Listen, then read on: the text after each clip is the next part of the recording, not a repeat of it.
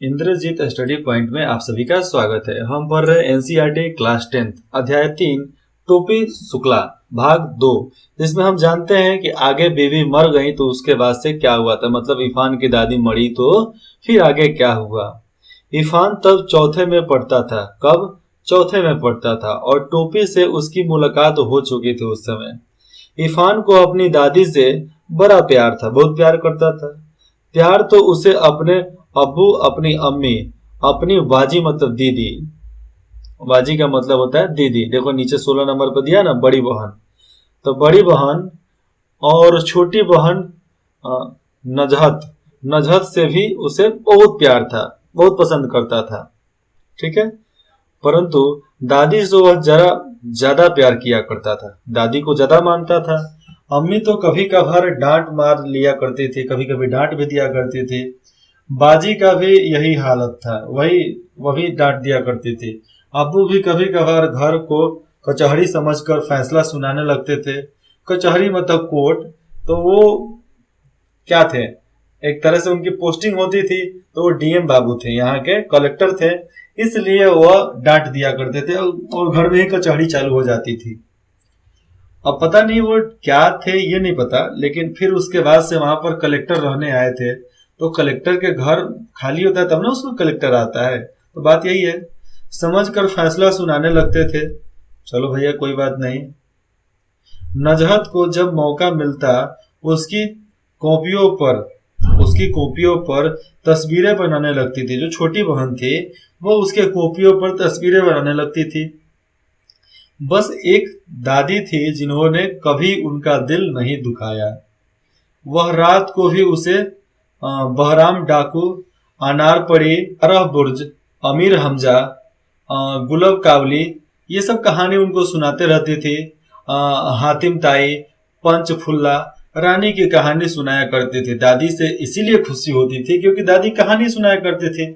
और माँ, दीदी, छोटी बहन, पापा, ये लोग तो भैया अलग ही उनकी सुर चलती थी। तो देखो यहाँ पे एक कमाल की कविता है।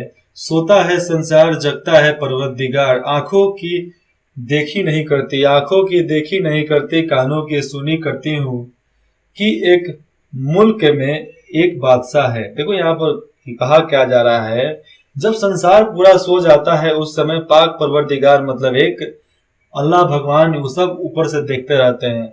आंखों की देखी नहीं करता, कानों से बस सुना करता हूँ। और एक मुल्क के एक बादशाह के बारे में यहाँ पर बताया जा रहा है, मतलब कहानी के रूप में यहाँ पर दर्शाया गया है इसको। दादी की भाषा पर वह कभी नहीं मुस्कुराया। दादी की भाषा पर वो कभी मुस्कुराता ही नहीं था। उसे तो अच्छी भली लगती थी, ठीक है, परंतु अब्बू नहीं बोलने देते थे।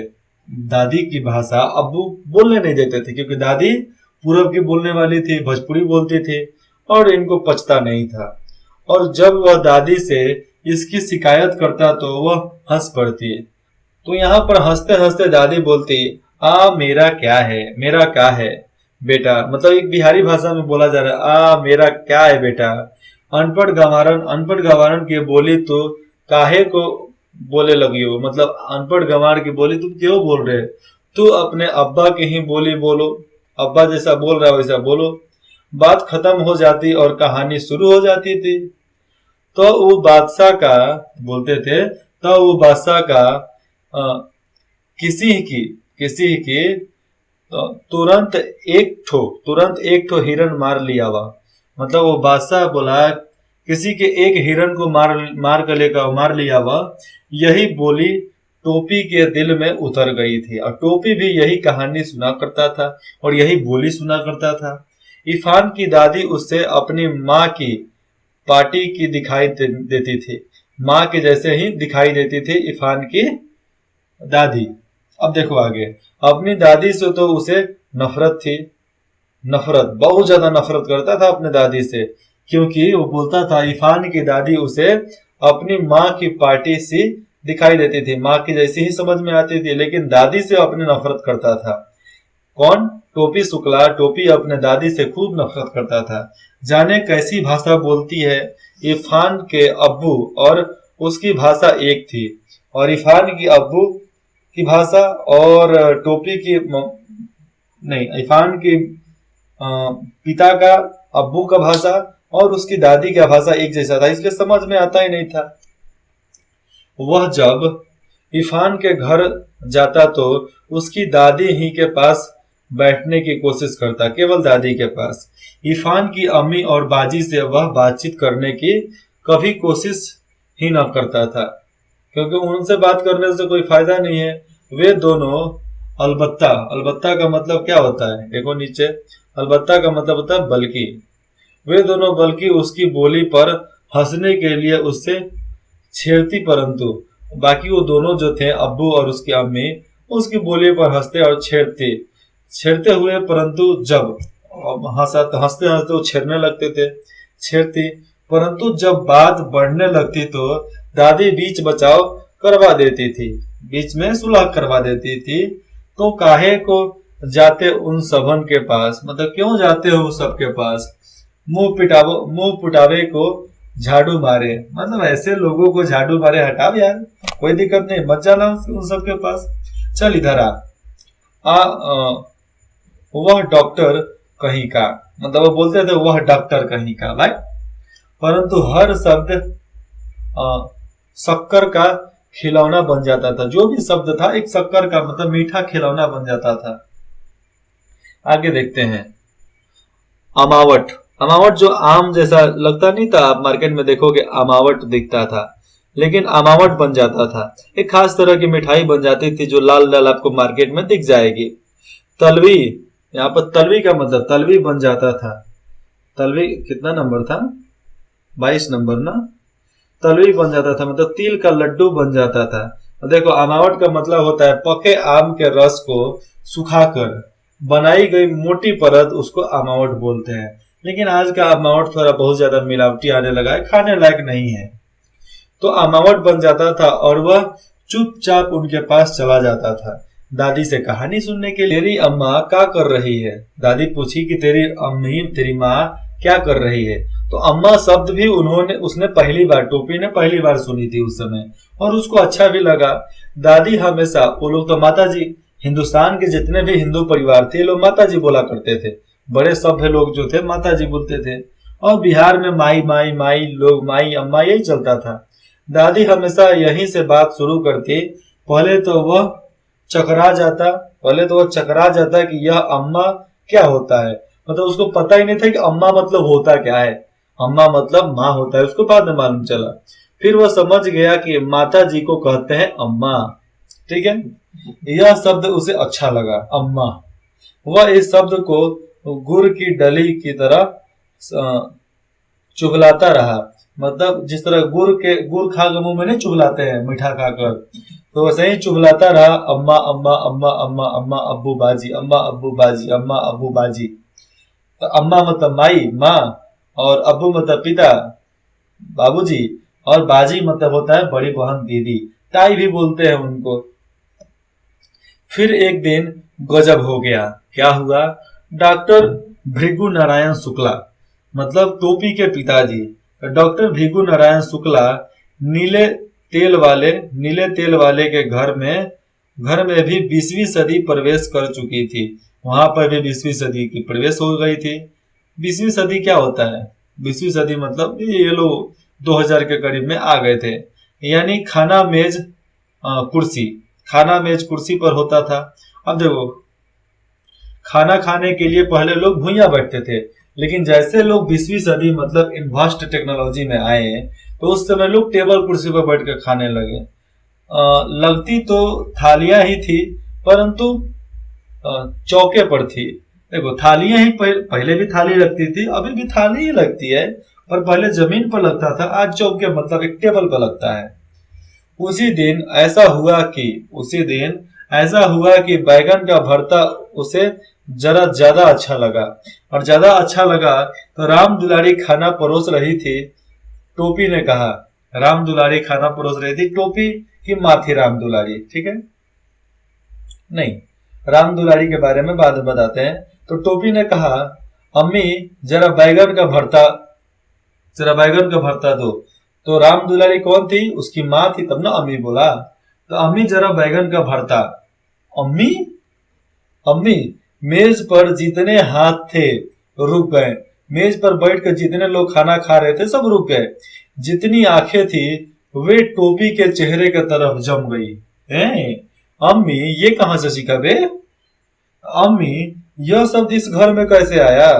अम्मी परंपराओं की दीवार ढोलने लगी।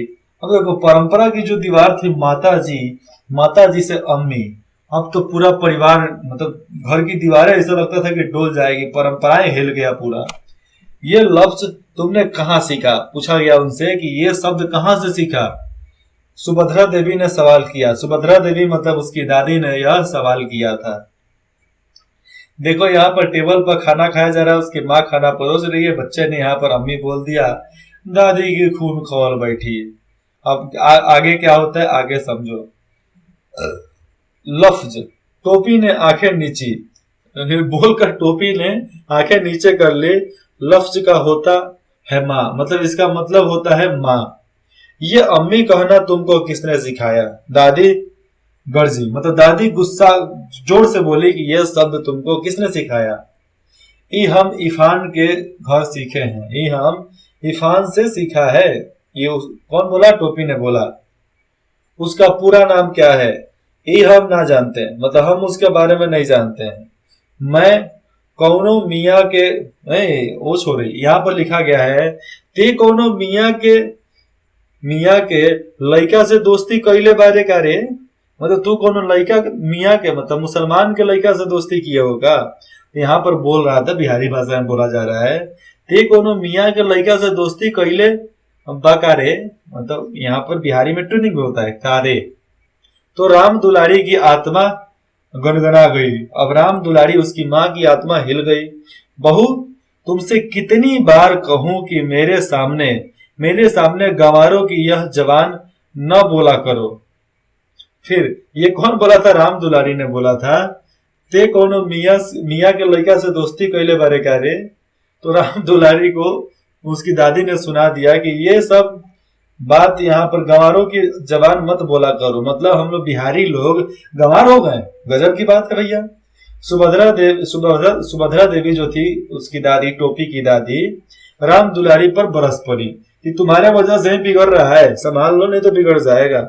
लड़ाई का मोर्चा बदल गया। लड़ाई का यहाँ पर जगह मोर्चा ही बदल गया। क्यों बदल गया?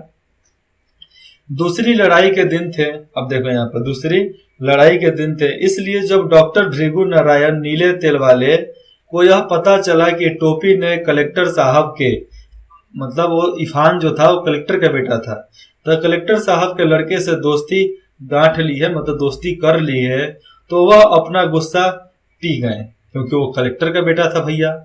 तीसरे ही दिन कपड़े और शक्कर के परमिट ले आए। अब देखो यहाँ पर तीसरे दिन कपड़े और शक्कर का एक नया सा पॉकेट वहां पर लेकर आए, परंतु उस दिन टोपी की बड़ी दुर्गति हुई, मतलब उस दिन टोपी की बहुत पिटाई हुई थी। देखो यहाँ पर बुरी हालत, बहुत पिटाई हो गई थी। आगे ही बताया जाता है पिटाई उसकी तो जम के हुई थी, क्योंकि कुटाई का मतलब होता है पिटाई। चलो आगे जानते हैं। तो सुभद्रा देवी तो उसी वक्त खाने के मेज से उठ गई और राम दुलारी ने टोपी को फिर बहुत मारा। मारते मारते उनका चप्पल जूता सब तोड़ दिया। ते फिर जइबे ओकरा घरे, मतलब फिर तू जाएगा उसके घरे, तो बिहारी में बोलते हैं ते फिर जइबे ओकरा घरे। हाँ जाए, मतलब वो बचवा बोला कि हाँ, टोपी ने बोला हाँ जाए।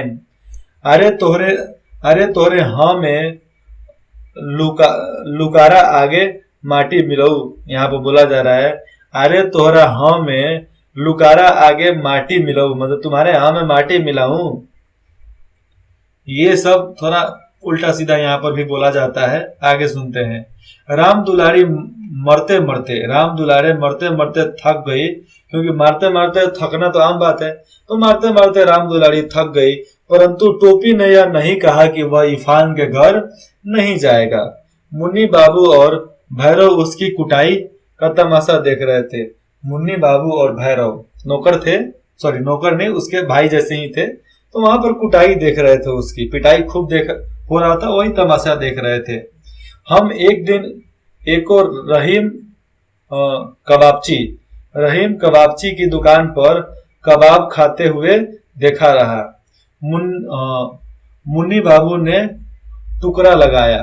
अब देखो, एक दिन ये बोल रहा है कि रहीम कबाब खाने के दुकान पे, रहीम कबाबची के दुकान पे कबाब खाते हुए देखा है। मुन्नी बाबू ने एक आग लगा दिया, चिंगारी लगा दिया। आग तो था ही, अब उसमें और थोड़ा सा तेल डाल दिया। कबाल कबाल कबाल, ते वहां जाके कबाब खाता रे। आई बाप रे, राम राम राम राम। राम दुलारी घृणा घृणा होना चाहिए यहाँ पे। तो घृणा के 2 कदम, घृणा को ही बिहार में घृणा बोलते हैं। तो घृणा के 2 कदम पीछे हट गई। घृणा के मतलब एकदम छी छी छी छी, तब मांस मछली खइले बाटे, ओकरा खाली लोग पीछे हट गए लोग। ठीक बा। टोपी मुन्नी के तरफ देखने लगा, क्योंकि असलियत यह थी कि टोपी ने मुन्नी बाबू को कबाब खाते देख लिया था और मुन्नी बाबू ने उसे एक अन्नी रिश्वत दी थी। एक अन्नी मिलता था, मतलब 1 पैसा नहीं, 25 पैसा उसको रिश्वत दी थी कि घर पे नहीं बताएगा। टोपी को यह मालूम था कि परंतु वह चगलखोर नहीं। टोपी को यह बात मालूम था, लेकिन टोपी चुगलखोर नहीं था, इसलिए उसने नहीं बताया। उसने अब तक मुन्नी बाबू की कोई बात इरफान के सिवा किसी और को नहीं बताई थी। तू हमें कबाब खाते देख रही हो, मतलब तू मुझको कबाब खाते देखा है रे बाबा? न देखा रहा वो दिन, मुन्नी बाबू ने कहा। उस दिन तुमको ना देखा था क्या वहां पे, याद नहीं है? तो उसने उसी दिन क्यों नहीं बताया? तो उसी दिन आकर घर में क्यों नहीं बताया? सुभद्रा देवी ने सवाल उठाया। ये झूठा है दादी, टोपी ने कहा। ये झूठा है, झूठ बोल रहा है। उसी दिन टोपी बहुत उदास रहा। वह अभी इतना बड़ा नहीं हुआ था कि झूठ और सच के किस्से में पड़ता, और सच्ची बात तो यह है कि वह इतना बड़ा कभी नहीं हो सकता। उस दिन तो वह इतना पीटा गया कि उसका सारा बदन दुख रहा था। मतलब बहुत जम की कुटाई हुई थी टोपी बाबू की। वह बस लगातार एक ही बात सोचता रहा कि अगर एक दिन के वास्ते वह मुन्नी बाबू से बड़ा हो जाता तो समझ लेता उनसे। मतलब एक दिन अगर वो मुन्नी बाबू से बड़ा हो जाता तो समझ लेता मुन्नी बाबू से कि भैया 3 तेरे 24 क्या होता है। परंतु मुन्नी बाबू से बड़ा हो जाना उसके बस में न था, नहीं भी था। वह मुन्नी बाबू से छोटा पैदा हुआ था और उसने छोटा ही रहा, और उनसे मुन्नी बाबू से ये छोटा ही रहा था। आगे देखते हैं। दूसरी दिन वह जब स्कूल में इरफान से मिला तो उसने उसे सारी बात बता दी, मतलब पूरा बात जितना था बता दिए। दोनों जुग्राफी को जुग्राफिया बोलते हैं, तो जुग्राफी के घंटा छोड़कर सड़क गए, मतलब वहां से भाग गए। और पंचम की दुकान से इरफान ने केले खरीदे। पंचम का दुकान था, वहां से इरफान ने केले खरीदे। बात यह है कि टोपी फल के अलावा और किसी चीज को हाथ नहीं लगाता था, इसलिए इरफान ने उसे फल ही खिलाता था। आगे यहाँ पर लिखा जा रहा है, ऐसा न हो सकता कि हम लोग दादी बदल लें, मतलब दादी बदल ही लिया जाए। टोपी ने कहा तोहरी दादी टोपी ने कहा तोहरी दादी हमरे घर आ जाए और हमरी तोहर घर चली जाए। हमरी दादी तो बोलियो तू ही लोगन को बोली थी। मतलब ये सब तो भैया नहीं हो सकता है, ये कभी नहीं हो सकता। हमारी दादी तो बोलियो तू ही लोगन को बोलती। ये देख, तो यह नहीं हो सकता था, ये कभी नहीं हो सकता था कि दादी की अदला बदली हो गई। इरफान ने कहा अब्बू यह बात नहीं मानेंगे, क्योंकि वह मुझे कहानी कौन सुनाएगा? अगर चली गई तो मुझे कहानी कौन सुनाएगा? मेरी दादी को 12 बुर्ज की कहानी याद है, मतलब 12 बहुत अलग अलग प्रकार की कहानी याद है। तू हमें एक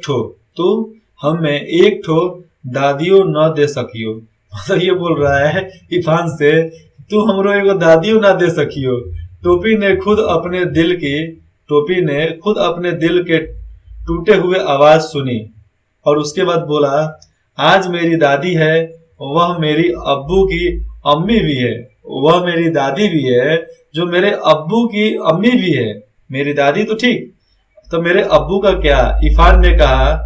यह बात टोपी के समझ में आ गई कि दादी है मेरी, लेकिन उसके पहले वो मेरे अब्बू के अम्मी भी है, तो उनसे पूछेंगे, वो नहीं मानेंगे, इसलिए ये छोड़ दो। तुम्हारी दादी मेरी दादी की तरह बूढ़ी होगी? हाँ होगी।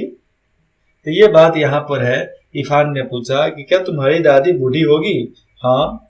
तो फिक्र ना करो। इरफान ने कहा, फिक्र ना करो, मेरी दादी कहती है कि बूढ़े लोग मर जाते हैं, तो हमारी दादी न मरिए। टोपी ने कहा, हमारी दादी नहीं मरेगी, हमारी दादी नहीं मरने वाली है। मरेगी कैसे नहीं? क्या मेरी दादी झूठी है? इरफान बोला। ठीक उसी वक्त नौकर आया और पता चला कि इरफान की दादी मर गई। अब उसी समय बातचीत होते रहा था, तब तक मालूम चला इरफान की दादी मर गई। इरफान चला गया, टोपी अकेले रह गया। वह मुंह लटकाए हुए जिम्नेशियम में चला गया। जिम्नेशियम क्या होता है? जिम्नेशियम में चला गया। जिम्नेशियम कुछ वहां से मुंह लटकाया तो वो जिम्नेशियम गया, मतलब कोई जिम चाहे कोई व्यायाम करने एक्सरसाइज करने वाले जगह पर गया। बूढ़ा चपरासी एक तरफ बैठा, मतलब बूढ़ा जो चपरासी तो वहां पर था, एक तरफ बैठा बीड़ी पी रहा था। वह एक कोने में बैठकर रोने लगा। रोते रोते शाम को वह इरफान के घर गया तो वहां सन्नाटा था, बहुत ज्यादा सन्नाटा था। घर भरा हुआ था। रोज जितने लोग हुआ करते थे उससे ज्यादा ही लोग वहां पर थे, परंतु एक दादी के न होने से टोपी के लिए घर खाली हो चुका था। घर का कोई मतलब नहीं था, जबकि उससे दादी का नाम तक नहीं मालूम था, फिर भी दादी से लगाव रखता था। उसने दादी के 1000 कहने के बाद भी उनके हाथ की कोई चीज नहीं खाई। दादी कितना भी बोली, लेकिन उनके हाथ की कुछ नहीं खाया। प्रेम इन बातों का पाबंद नहीं होता, प्रेम इन बातों के फेरे में नहीं पड़ता, क्योंकि प्रेम तो भैया अमर होता है। प्रेम किसी से मिलता जुलता तो है नहीं। प्रेम से क्या किसी का बंधन है? हमको भी मना करते थे कि किसी इसके घर नहीं खाना, उसके घर नहीं खाना, उसके घर नहीं खाना है। हम बोलते थे चलो कोई बात नहीं। जिसके जिसके घर बोला जाता था नहीं खाना है, उसके घर जाएंगे, वहां से खाएंगे, फिर दूसरे के घर जाएंगे जहां बोला जाएगा नहीं खाना, वहां पर खाएंगे, फिर दूसरे घर तीसरे घर खाएंगे, फिर चौथे घर खाएंगे, फिर अपने घर आकर फिर से खाएंगे। ये मेरा हालात था, क्योंकि हमें ये फर्क नहीं पड़ता था, घंटा फर्क नहीं पड़ता था कौन किसके घर क्या है क्या है, हमें कोई फर्क दिलचस्पी नहीं थी इस बात में। इसीलिए तो आज बहुत लोग चाहते हैं।